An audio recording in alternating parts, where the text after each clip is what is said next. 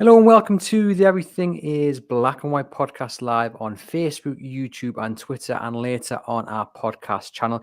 It's time for the view from the opposition. Newcastle, of course, welcome Liverpool to St James's Park on Saturday evening. And to get the insight into Jurgen Klopp's men, I'm joined by James Martin from the Liverpool Echo and Blood Red podcast. James, how are we doing? Thank you very much for popping onto the pod. Yeah, not at all. Feeling my background's a little underprepared. Feel like I should go and grab some Liverpool shirts to hang up. But no, other than that, all good. Looking forward to the game.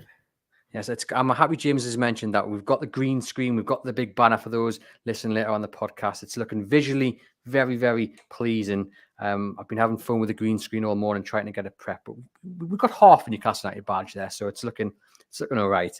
A big game tomorrow, James, in terms of the chase for the top four.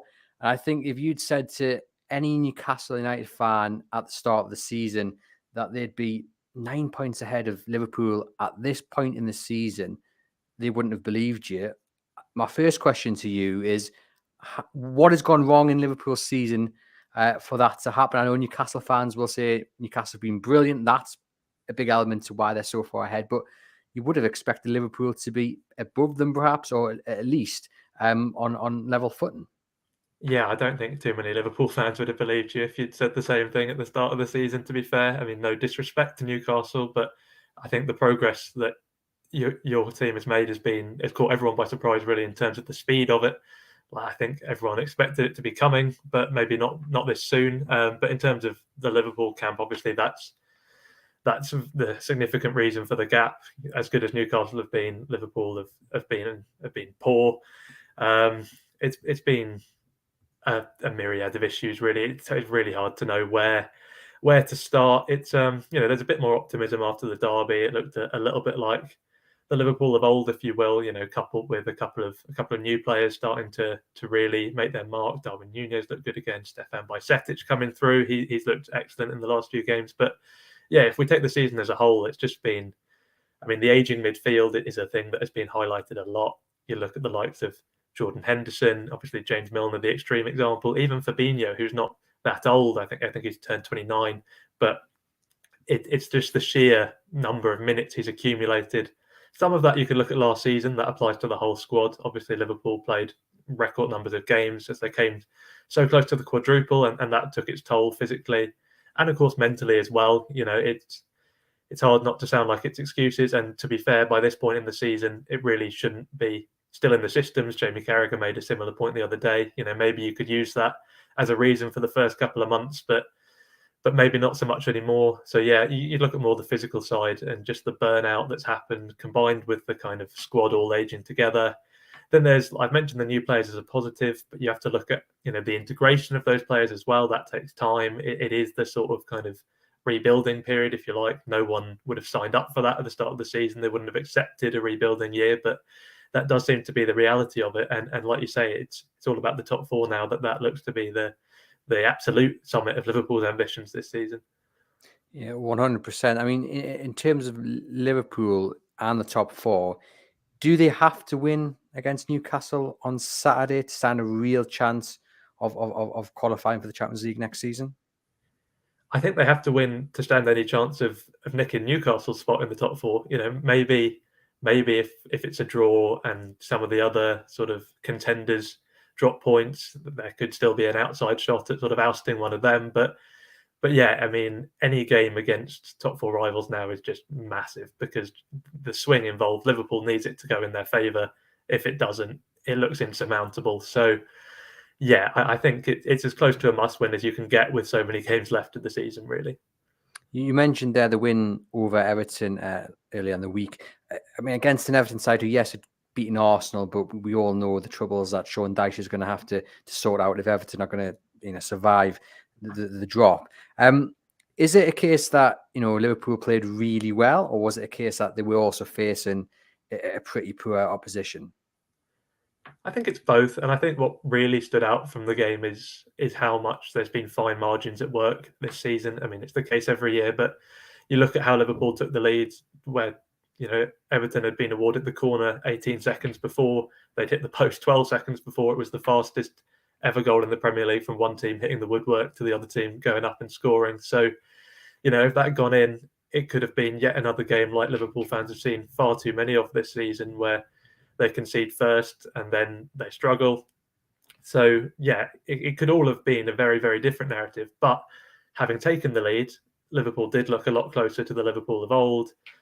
They looked very strong. So yeah, I mean, it's always the case that the first goal is important, isn't it? But I think particularly with how fragile this Liverpool team is at the moment, it's taken on even more significance. And I suppose you can look at Newcastle as well. They've been involved in a lot of very, very tight games recently, lots of draws, so lots of low scoring wins when you have one. So it's one of them where, yeah, whoever scores first, if indeed there is a goal, it's going to be crucial, I think. And Mo Salah got one of those goals on Monday. It's 8 goals for the season. By his standards, that's a poor return. I mean, how his form this season, how much has that impacted where Liverpool find themselves currently in the league table, do you think? It's a factor. It's definitely a factor, but I don't think it's the sort of root cause. I think if the team was performing better, we'd be seeing more like the returns we've become accustomed to from Salah. I suppose it's disappointing that he hasn't been able to kind of drag the team through a little bit more. Once we gave him that massive contract, you're sort of hoping that he is the player who can kind of deliver those returns. And obviously he has been that player for so much of his Liverpool career. And he could be that player again. I don't think he's necessarily in that category of players who is, firmly past their peak. I think he's just more been dragged down by the standards of the team as a whole. But yeah, of course, if he was at his scintillating best, he could sort of get Liverpool out of this hole, at least temporarily on his own. He's not done that enough, but he has still been good. Not the levels we've become accustomed to, but yeah, he's not my biggest worry, put it that way. What is your biggest worry on Saturday then? Maybe set pieces. I'm not sure. It's counter-attacks. Those are Liverpool's two biggest vulnerabilities at the moment. Whether those are particular strengths of Newcastle, I mean, I'll put that to you in a second. But that those are the areas where Liverpool have been massively undone. Those kind of transitions in the game where just it looks like there's no midfield there at all. Really, I mean, Liverpool have made a couple of tweaks in the last few weeks and maybe look a bit more solid. That's why I flag set pieces, in the sense that even if they can tighten up a bit from open play, that's the sort of moment that can undo them. And then once they're behind, that they struggle to pull that back. So I'd highlight them as worries going into any Liverpool fixture at the moment. So I think Callum Wilson is due to be back, isn't he? So his sort of pace, his threat on the counter, that'll be a worry. He's caused us a few problems before. So yeah, I suppose those kind of situations would be my biggest concern. Yeah, Callum Wilson missed the return to Bournemouth with a hamstring injury. He hasn't trained since, but he is due to take training today, which is Friday, with the view of being in contention for tomorrow. Of course, got Alexander Isak, who made he started against Liverpool in that defeat that Newcastle suffered, the only defeat they've suffered in the Premier League. Scored one, had another one ruled offside, narrowly offside. I think it was his shadow that was offside. Some Newcastle fans would argue, but he's looking to get a run of games, so it's going to be interesting to see which one of those start for Newcastle. But you mentioned there kind of the vulnerability of Liverpool, perhaps if a team hits them on the counter. And what's been interesting from a Newcastle point of view recently is teams have started to kind of sit in and make Newcastle play, and they've not necessarily been at the very best doing that. So it will be interesting to see if Liverpool take the game to Newcastle can hit them on the counter, because with the speed of Almiron, if St. Maximin gets the nod, there's a lot of speed, and earlier in the season, teams couldn't handle that.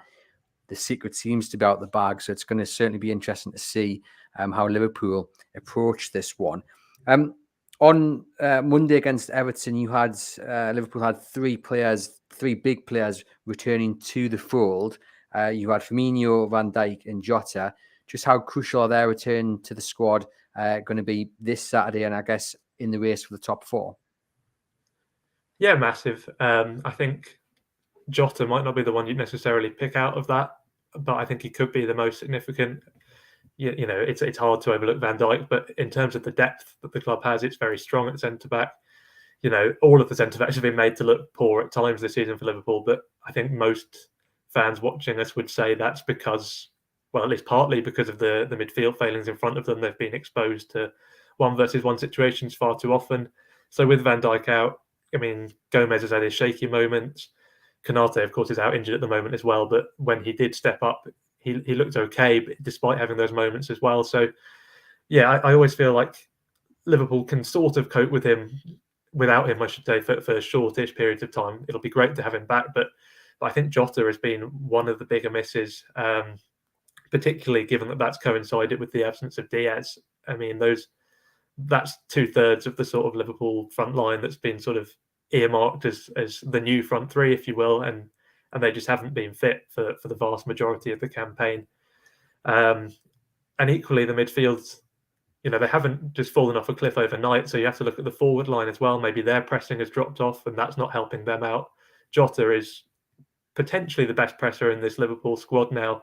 Firmino, of course, had that mantle for a long time, and he's still very good at that side of the game. But maybe he's 31 now. The physicality a bit less there, but him coming back also gives that experience and that sort of understanding of how Liverpool's pressing from the front is supposed to work. So, yeah, I think their presence will just make everything function a little bit more like the Liverpool we've been used to watching. Could you foresee any of them coming into the starting 11 on Saturday? Do you see Jurgen Klopp making any major changes to the starting 11?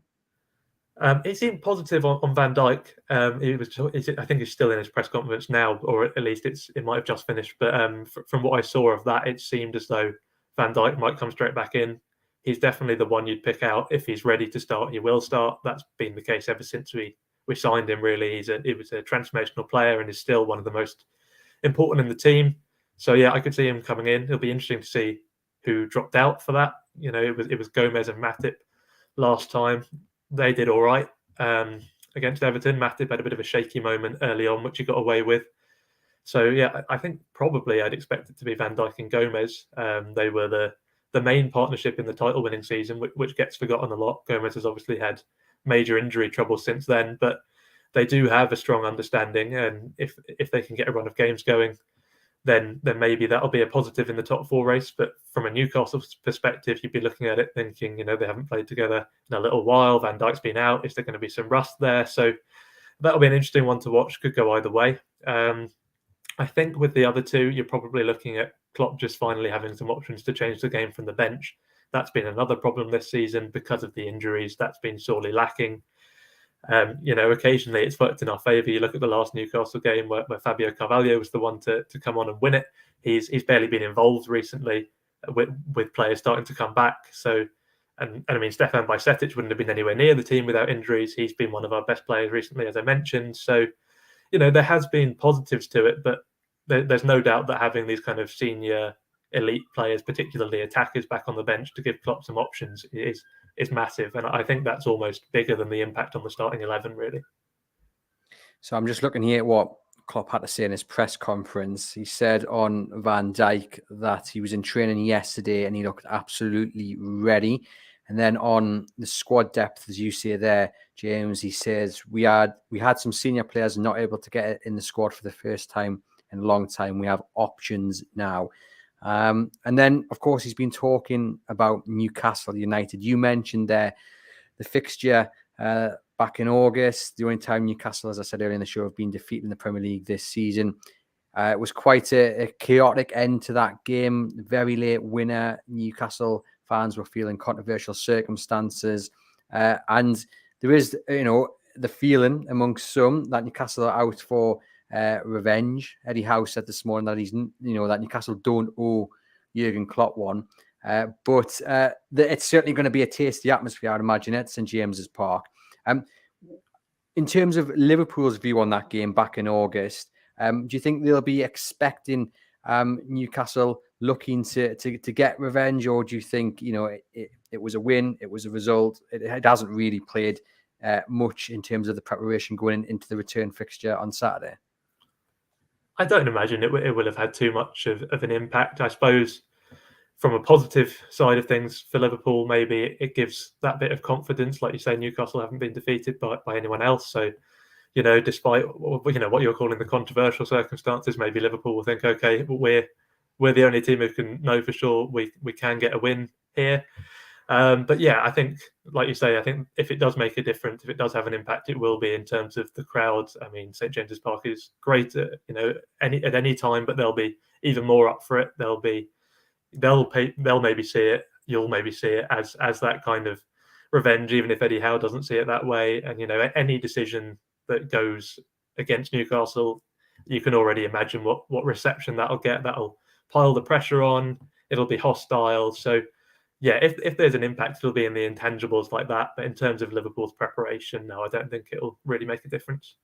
Asked about Eddie Howe, Klopp said Eddie has made Newcastle a proper threat for everyone. It is a really difficult place to go. He also talked about Almiron, saying he always liked Almiron, and the way they are playing now suits him. And again, on how Klopp said Eddie's doing an absolutely exceptional job. The financial possibilities they will have in the future are exceptional, but their success is not because of that. They have built on the team. And then just finally, he was asked about the key differences between Newcastle and Liverpool. And he said the only difference between the way us and Newcastle have done business so far is where the money has come from. You have to do it step by step. And the whole money point is an interesting one, James. Klopp kind of hit the headlines earlier in the season about his whole, some clubs have no ceiling. And then those clubs you mentioned, Newcastle were one of them, watched on as Liverpool went and spent quite a bit of money on the likes of Gakpo and have spent previous, big amounts of money as well. He seems to have doubled down slightly in his comments. I'm sure you might come back and argue on that. But do you think Liverpool are slightly rattled by the potential of Newcastle, or is Jurgen Klopp, when he says these sort of things, you might not necessarily believe them. He's just trying to maybe deflect from whether they've had a bad result or whether things haven't gone their way. It's just clever management. I mean, maybe there's an aspect of that. I don't think players get too caught up in the sort of financial side of the game to a large extent, but I suppose it does foster that kind of them against us mentality. You've seen it from the other side of the coin with Manchester City, and all of the allegations there.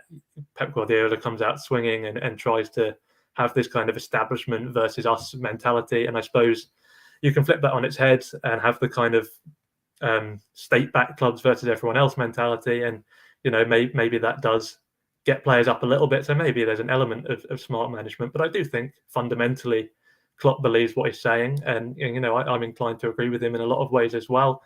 I would echo what he said about Eddie Howe. I think he's done an exceptional job, and a lot of clubs have got money and not got to these levels. Certainly not got to these levels this quickly. Manchester City weren't this competitive anywhere near as soon after their injection of funds. So yeah, there's still an impressive side to the story, but there's no getting away from the fact that already a large amount of money has been spent, even though it's been spent very wisely. And you mentioned Liverpool's spending. For one thing, I would flag net spend, which is not that high at all. And secondly, I would flag the fact that Liverpool has years and years worth of Champions League revenues, which which enables you to spend.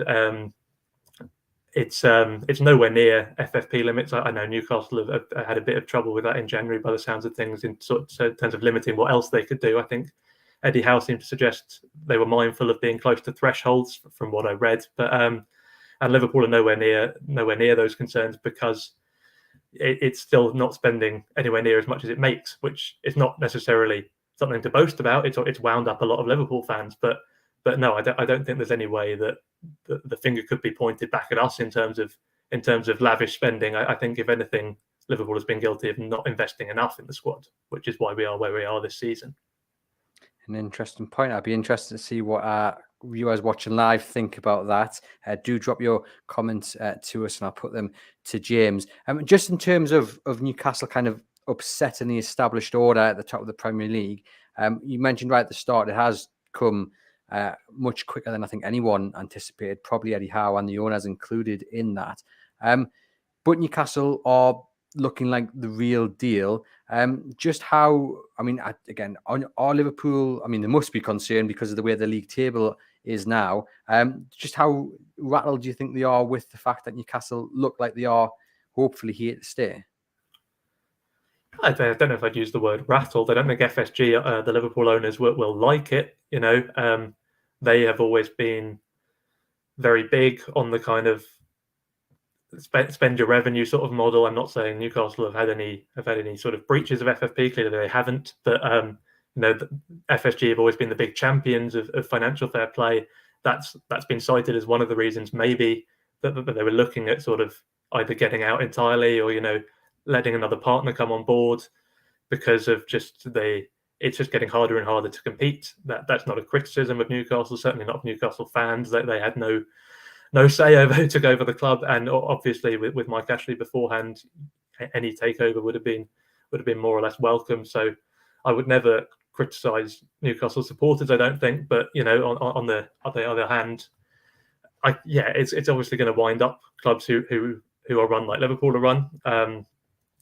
I think it was interesting, sort of on the pitch, in terms of what you were saying earlier about teams kind of figuring out the formula, maybe sitting a bit deeper, and that does echo sort of what happened at Liverpool when Klopp first started turning around our fortunes. So I thought that was very interesting. That's a kind of welcome to the big leagues moment, I think, for Newcastle. You're going to have to get used to that, because I think that's really the second stage in the sort of emergence of any or re-emergence, I should say, of any big club.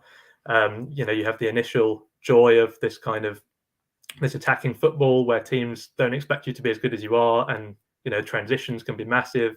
There's space in behind to attack, and it looks like you're unbeatable. Liverpool got to a Champions League final on the back of that fairly early in Klopp's reign, and then teams wise up and they sit deep, and that causes a whole new raft of problems. And I think Liverpool is still, to some extent, stuck in that problem. It's such a tricky one to work out. How do you maintain your identity as a manager, that is, your tactical identity, when teams are setting up completely different against you? It'll be interesting to see how Eddie Howe copes with that. It'll be interesting to see what Newcastle do in the transfer market to deal with that. Liverpool have done things like buying Thiago as more of a controlling presence, someone who can find those gaps, break down stubborn defences, and that's sort of 50-50 whether that's worked. When he's fit, it does work to some extent, but obviously he's had a raft of issues there. So yeah, it's I think the fact that Newcastle has already run into those problems is proof of how quickly they've sort of jumped into a genuine competitor status for the likes of Liverpool. And obviously none of the established big clubs are going to enjoy having another competitor, but I think there's an acceptance as well. There's nothing to be done about it. It is what it is, if you like, and I don't think it'll affect how the game plays out, other than it'll make the importance of a win even greater. Just on the ownership there of Liverpool, has what's been going on there, as you say, maybe they were looking to get out, sell a portion of their ownership. Is that added as a distraction to what's been going on the pitch, do you think? It's hard to say. I mean, I think the scale of the drop-off this season means that you can basically chuck in anything you like as a factor, because there's no one cause that could have made things go this badly wrong this quickly. So, yeah, I suppose you could go as far as to say it hasn't helped. I don't think Klopp will have particularly enjoyed the disruption. He was known to have a close working relationship with Mike Gordon, who stepped away from day-to-day duties to sort of try and find a buyer, essentially. So I think that will have caused some unnecessary disruption.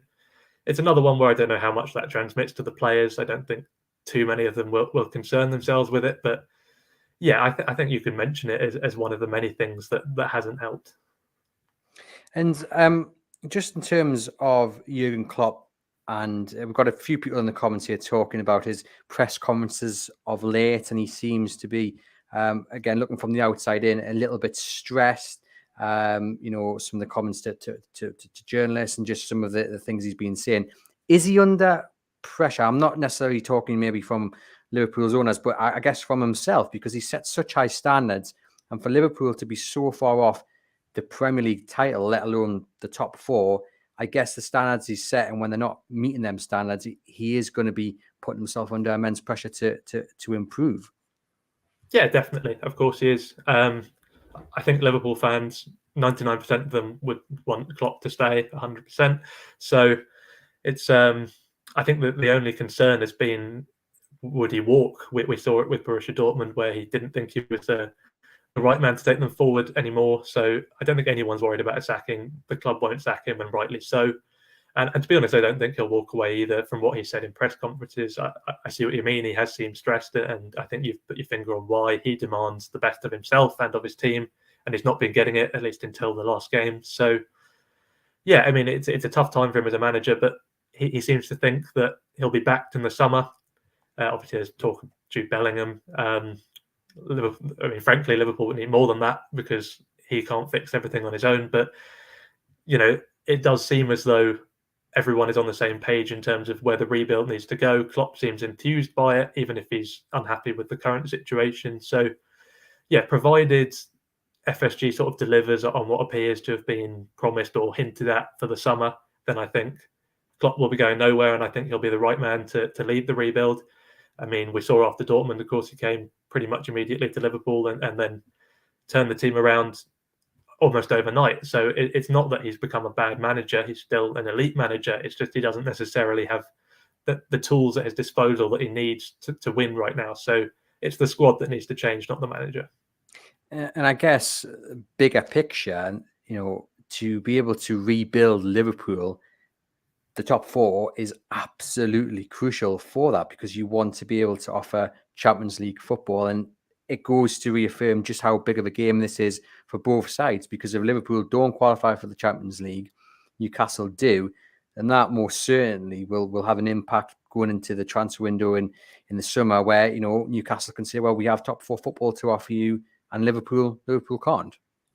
Yeah, you're right. That is an element where sort of it definitely has an impact on the players. They'll obviously want to be playing in the Champions League. It's the top competition, and it's a massive lure to be able to offer it. I mean, I suppose you could look at Liverpool, 3 finals in the last 5 seasons. If they're out of it for 1 year, they can say, okay, well, look, we have this track record. We'll be back in it.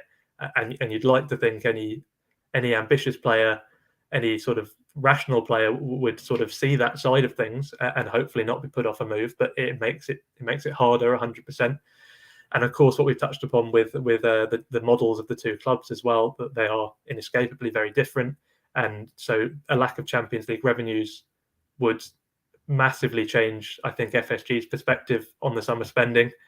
That would rub Liverpool fans massively up the wrong way, because there wasn't enough investment. I mean, you mentioned Gakpo, but there wasn't enough investment in January despite that, and the investment was arguably in the wrong place. They left the midfield alone. Going back to the summer again, no new midfielders. We haven't signed a new midfielder since Thiago, and he was 28, 29 when he came in. So if we don't get top four, it's because the spending has been either not enough or in the wrong areas. And so if that's then suddenly turned around as the reason why we can't go and sign our biggest targets in this summer, which was sort of sold to all the Liverpool fans as the kind of rebuilding period, then that will be extremely frustrating. But it's the reality, I think, that if Liverpool do miss out on top four, there's going to be an impact on the bottom line, and that will change transfer business. It's interesting because it seems, just from what you've said there, that the two clubs maybe will be targeting the same positions in the summer. Newcastle need a midfielder. They needed one in January.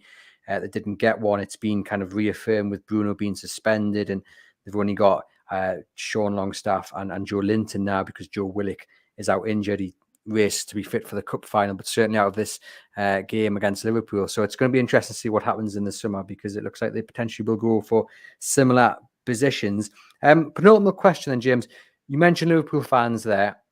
How are they viewing this game on Saturday? Because I think from a Newcastle point of view, this time last season, you go in, you think, well, a point would be a bonus here, but I don't think there's any fear from Newcastle fans going into this game on Saturday, which is a remarkable thing to say, given how early Newcastle are in the project and how, really short space of time and how it's been here. I know it's been over a year, but in terms of, a timeline, it's quite remarkable to be able to say that. Liverpool fans, do you think they're expecting to win tomorrow? Are they expecting 3 points? How do you think they're weighing up the game? I think it would be rash to expect to win. We're ultimately talking about a team that's lost once all season, even if it was Liverpool who inflicted that defeat. And Liverpool are in pretty abject form, Everton game aside. But that Everton game is massive. It has renewed a level of confidence. without that, there would be no kind of optimism going into this fixture, I don't think. Now, I would assess the mood as kind of a cautious optimism, both in terms of the result and the way we played. But I mean, it's like we were discussing earlier, that game could easily have gone very differently. It's also fragile at the minute. I'd also say a lot of the games we've lost this season could have gone very differently. The fine margins that went in our favour in that game have gone against us before, and injuries are starting to turn in our favour as well. So it does for the first. Well, I was going to say for the first time, it feels like maybe it's a new start. We have felt like that before, and it hasn't materialised. But I'd say there's more factors than there have been before to kind of legitimately point towards some optimism. But that doesn't mean we're going into the game expecting to win. It's, you have to look at the realities of the table. It's a top 4 team against a team in 9th. So a win would be a massive, massive result. And hopefully the players are expecting to win. Hopefully they're still expecting to win every game. That's one of the things, that sort of good arrogance that made Liverpool so good over the years. I hope that's not gone. But yeah, as supporters, there's hope, but there's not necessarily expectation. Darren says, I hope we can grab 3 points tomorrow. He felt cheated in the last game with the Isaac ruled out, which he feels was clearly onside. And he also feels clock time added on for Liverpool to win it. We spoke earlier in the show about potential changes to the side, and there's been questions both at Newcastle and Liverpool with 2 big games coming up in the days after this game at St James Park on Saturday. Liverpool face Real Madrid, don't in the Champions League. Newcastle, of course, face Manchester United in the Carabao Cup final. I think it's, from Newcastle point of view, questions of a weakened side not going to happen. I'm assuming it's the same for Liverpool. The focus is very much on Newcastle and not on Madrid later in the week. Yeah, I think it has to be. It's maybe a tiny bit harder for Liverpool in the sense that obviously if you do somehow manage to win the Champions League, then you qualify for the Champions League. So that is another legitimate route in. It's a kind of backup, if you like, if we do miss the top 4. But I don't think anyone's really going to be viewing it that way because, winning the Champions League is a it's the hardest achievement in club football. Even when you're playing some of your best football, some of the best club sides ever haven't won it. So yeah, I don't think that's going to be anyone's plan at the club.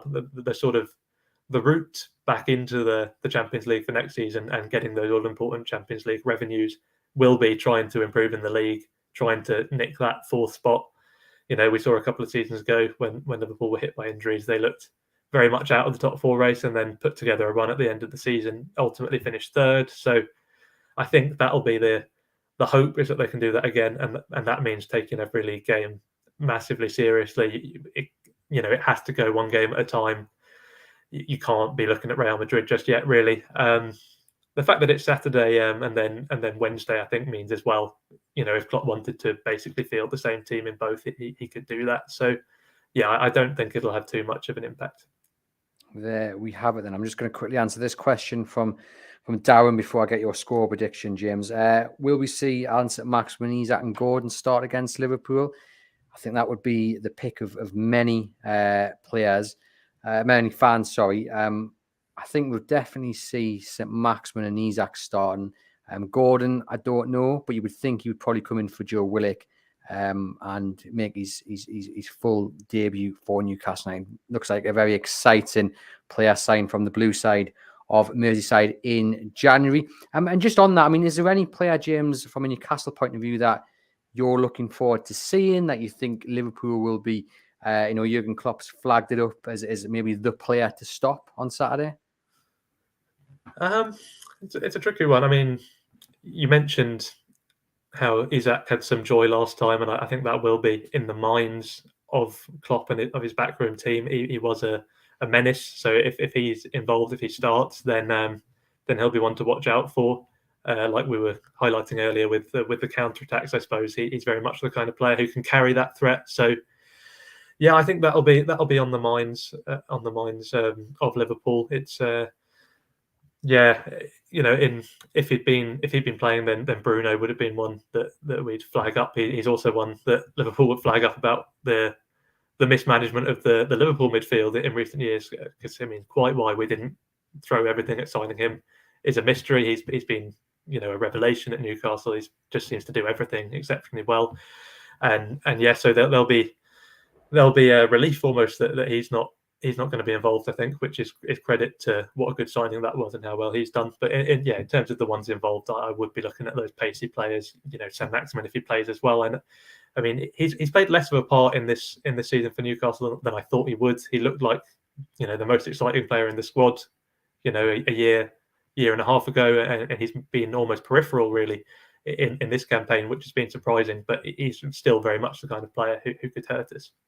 Yeah, certainly. I mean, everyone references that game against Manchester City earlier in the season where he left Kyle Walker for dead in most one-on-one situations.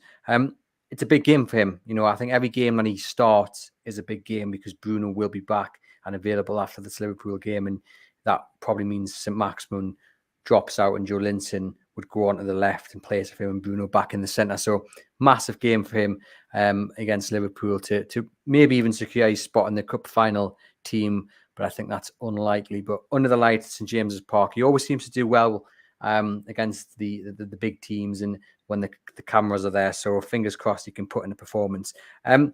Just before I get your score prediction then, James, just going to point our viewers and listeners in the direction of our Wembley supplements on sale now. Your news agents, your garages, and you can also order it online. I'll pop the link into the comments. It can be delivered worldwide. So whether you're in Australia, America, you can come along on the journey to Wembley with us. Loads of great interviews in there, analysis and opinion. £3 plus postage and packaging. I'll pop the link into the comments for you to get your copy. And now on to your score prediction then, James. How is it going to go? I think it'll be tight. It's unless the form book goes completely out of the window, you'd expect a relatively low-scoring affair. It's so hard because I do think whoever scores first is going to be massive. But I think I'll sit somewhat on the fence and say 1-1. I think maybe Liverpool does get that first goal, but can't add to the lead, and then Newcastle managed to nick one back. But yeah, I think I could definitely see the points being shared. Yeah, I think 1-1 at the moment seems to be a favourite Newcastle United scoreline.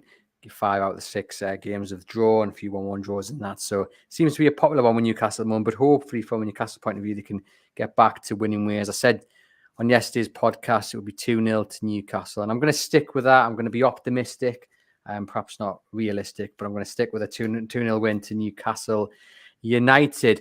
Thank you very much for popping on the podcast, James. It's been a pleasure to talk to you and everyone watching and listening. Hit that subscribe button, whether it's on the podcast or on YouTube, and head over to chroniclelive.co.uk for the latest Newcastle United news, including the live blog bringing you coverage of Newcastle versus Liverpool on Saturday from St James's Park.